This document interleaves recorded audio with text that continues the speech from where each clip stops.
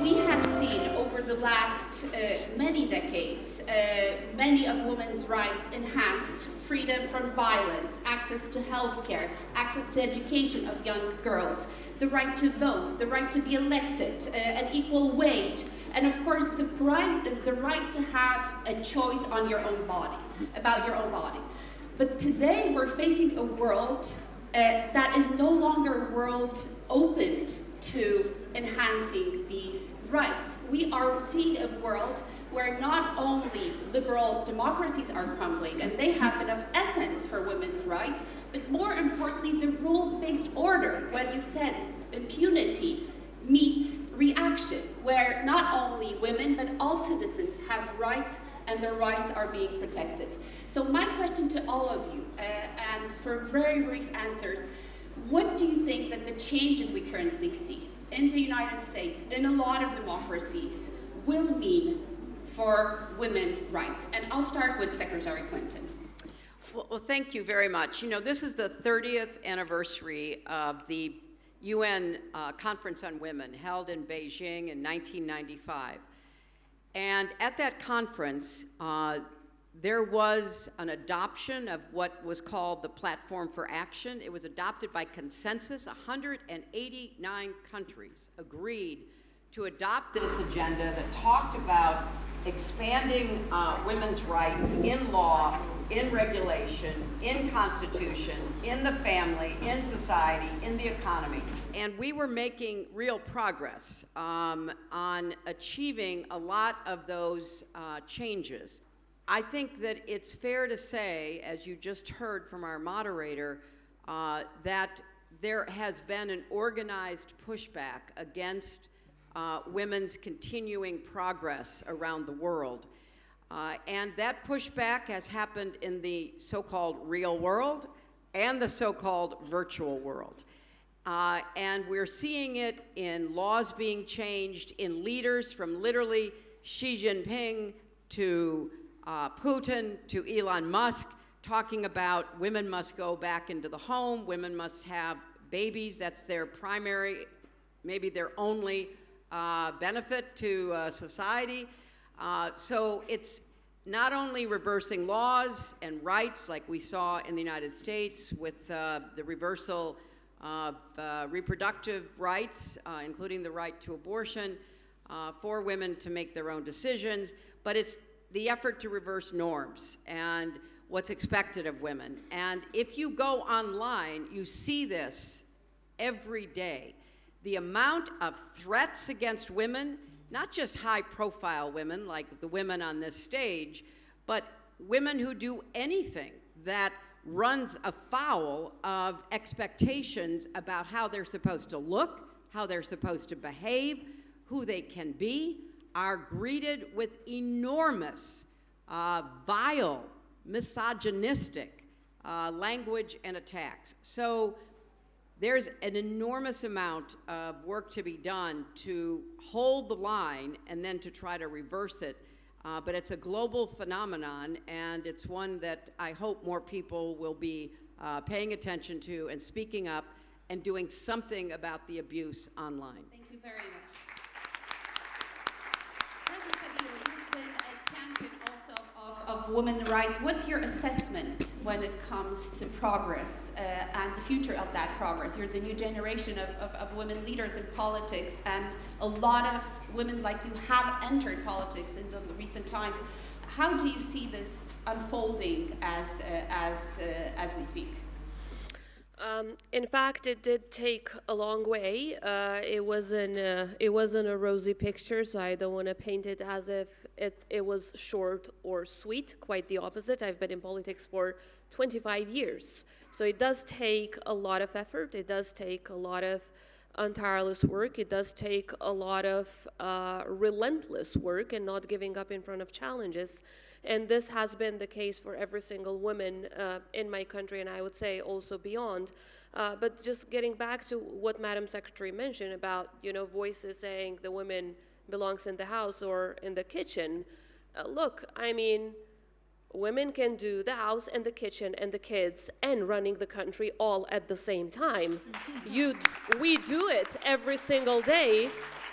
As a mother of twins and a wife and a daughter and a woman that has fought her way through enormous difficulties and fought a lot of political dinosaurs on the way, and the leader of a country that has traditionally been very patriarchal, I do understand that there are so many countries that are still facing these challenges, and they're on the way to, of course, emancipation. We just need to make sure that no matter how hard it is, there is no giving up. But yes, you are right, there are so many setbacks, and when we're talking about countries like Afghanistan, it's a gender apartheid that is going on there, and then at the same time there are so many women, alongside children, of course, that are suffering so much because of the wars going on in Ukraine, in the Middle East, and in Africa, and we need to think about the setbacks on basic human rights against women that are happening in these countries, which is why one of the focuses of my work has been on strengthening the women, peace, and security agenda, because as history shows, and as we can see from the statistics, not just because of the role that women have played in the forefront, in the front line, but whenever women are at the table, at the decision-making table, that is, not any kind of table, peace comes faster and it lasts longer. So if we want peace, we will have women included in decision-making. And of course, peace is then, as we've heard before, the precondition to prosperity, the precondition to more human rights and more equality, because in a country that there's no peace, in a country that is at war, it is very difficult to talk about equality and to talk about prosperity. So I think it's very important that we continue to dismantle barriers, to build bridges, to be guided by trust, and to understand that also for our economies, the smartest thing to do is to include as many women as possible in decision-making because of the perspective that they bring at the table. But let's not forget, because of so many wars and conflicts going on around the world, peace is impossible without the inclusion of women, as it has been seen so many times throughout the world, including in our region. Thank you very much. Moving to the other side of our panel, we have President Grybauskaitė here with us from Lithuania. And of course, we are hearing, seeing, and feeling Europe is changing, Europe is arming, Europe is rearming, Europe is preparing for war and conflict. And we also know that war and conflict never helps the enhancement of freedoms, of women's rights. How do you see from Lithuania's perspective today, both the security situation, I think that's very important, and how can Europe actually stand against all these negative trends that we're currently seeing, anti-democratic trends? President Grybauskaitė. The more we're losing democracy, or risking losing democracy, we're risking losing human rights. And who in the first loss? It's women. But today in Lithuania, we have defense minister, woman. Mm-hmm. And she is organizing the defense lines against threats, what we are facing today. And it is very painful to say that we feel in our region a betrayal by our main partner, our democratic example, which practically not at all democratic became. And here I'm talking about United States. For us, all fight for freedom and independence after the Soviet occupation, after Second World War. US was an example which we're looking for, supported us, helped us to be strong. Now we'll look to ourselves, how Europe can be strong, because it looks like that democratic example is no more an example. And this is not easy. We understand that morally, not easy for all population, not only women.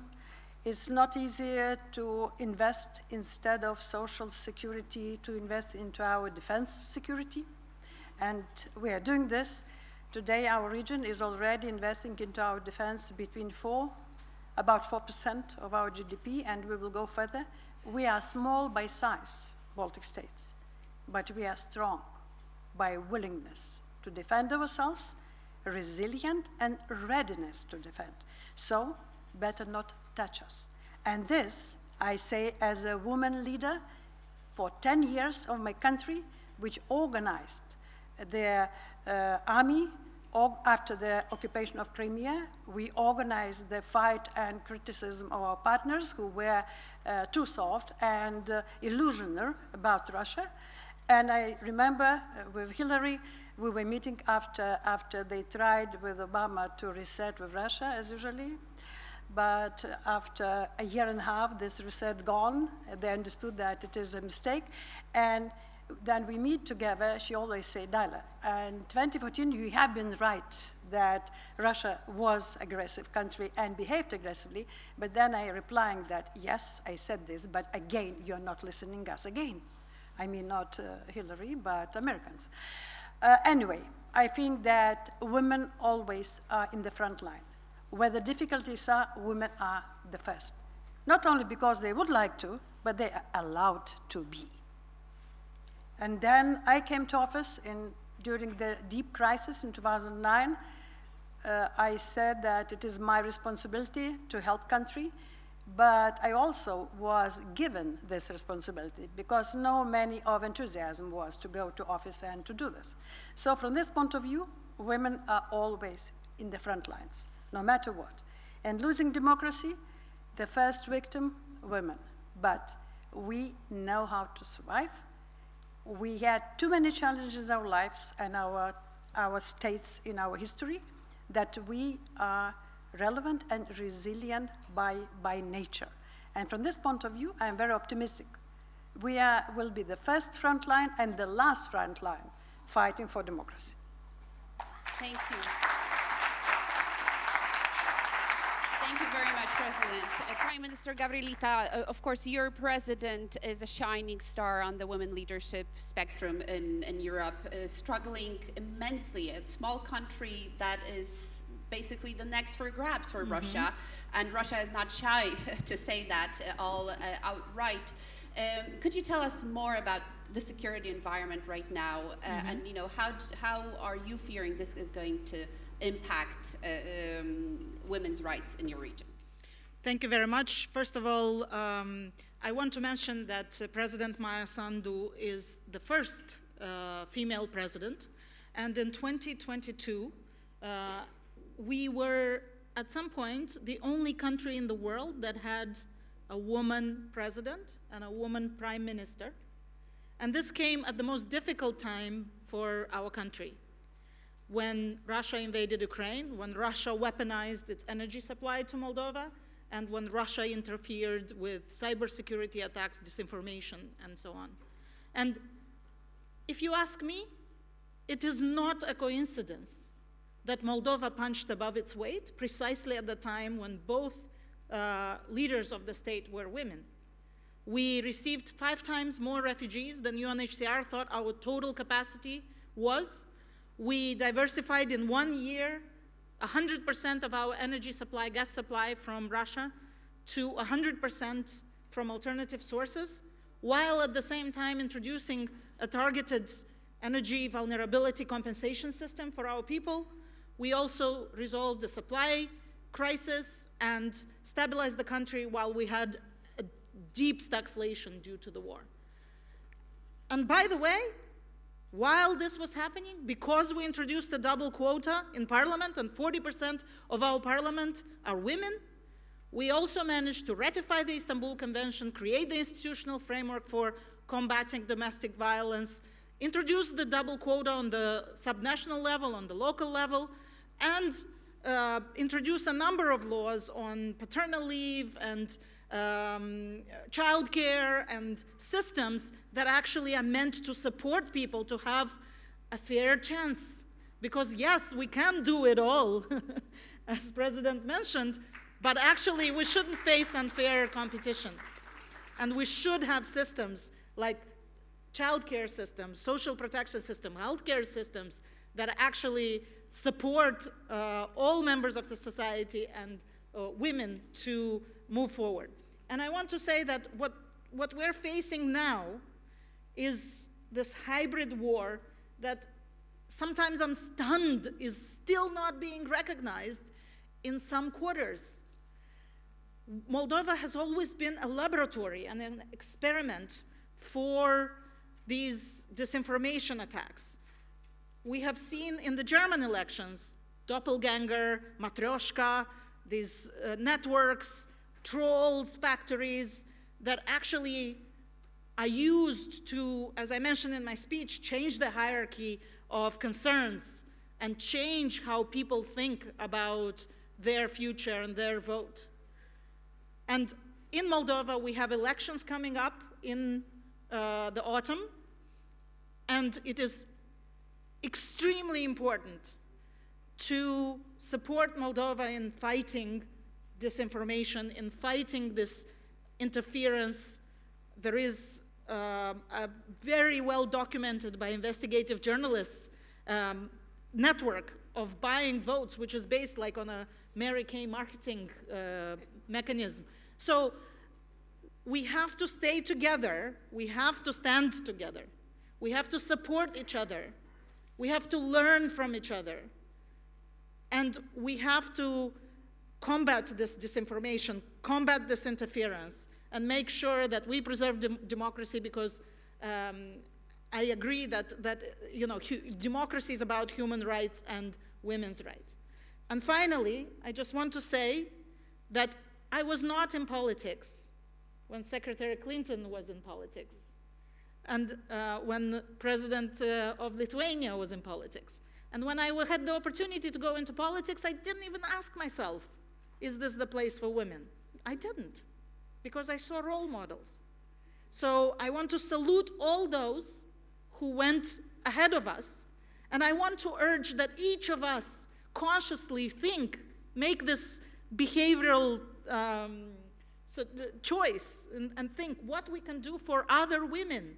You know, whether it is in politics, whether it's in the civil society, whether it's on boards, and we have to speak out and protect what's ours. I heard already companies speak about the fact that immediately after the cancellation of DEI, already there was talk, oh, we shouldn't consider criteria whether it's a woman or not when we choose somebody for our board or for our management positions. Well, let's fight against this. Let's speak up.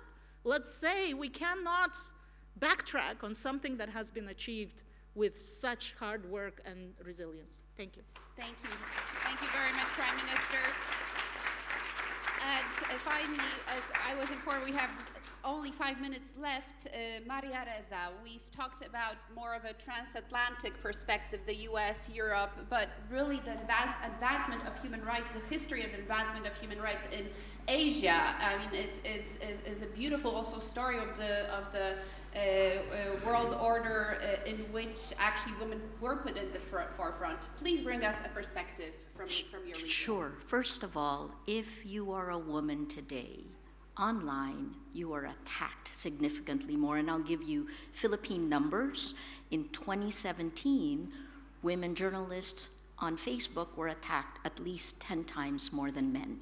That's 2017. So first of all, let me tell you how at the Beijing Women's Conference in 1995, I was chasing this woman around, and now she's just standing there, right? And remember, that was when she said, women's rights are human rights. And since then, I'm a journalist. I was one of the first female bureau chiefs of CNN in Southeast Asia. Soon after, we began hiring women of color, Asian American women. It wasn't just a blonde, blue-eyed. Sorry, no offense. But everything that we have gained since 1995, please understand we stand to lose today. Because the design of social media, which is what connects all of us, literally is coded bias. If you are a woman, LGBTQ+, if you are marginalized, an ethnic minority, if you're marginalized in any way in the real world, you're further marginalized online. So what does that mean? In the Philippines, with the rise of Duterte, he attacked the women first because it's very similar to other leaders today who have been elected illiberal leaders that have been elected democratically, right? He used sexism, but then it began to become misogyny. And the kinds of information operations women are subjected to is impossible to deal with. You can't fight against it. And I say this because I was getting hit with 90 hate messages per hour. Don't take it personally. That's what I learned. You know, it's just meant to stifle you and to take your voice out. But it isn't just the journalists. It isn't just the activists. It isn't just the researchers. Women researchers in the West are now afraid to touch disinformation, especially in the United States. It is also the politicians. The women politicians, and this is Madeleine Albright, who began #NotTheCost. Please do not let women be the cost of how we moved online, right? So women politicians today, and this is an EU study that just showed women politicians in Europe are now stopping after one term because they are being doxxed. They have kids, they have families. So to the very courageous women leaders on this panel, you know, thank you for all you do. And this is the last thing I will say. In the Philippines, to get to a moment of maybe justice, it was also the women who led the way, right? And I want you to remember someone like Senator Laila de Lima, who spent her entire time in the Senate in jail because President Duterte just kind of randomly accused her.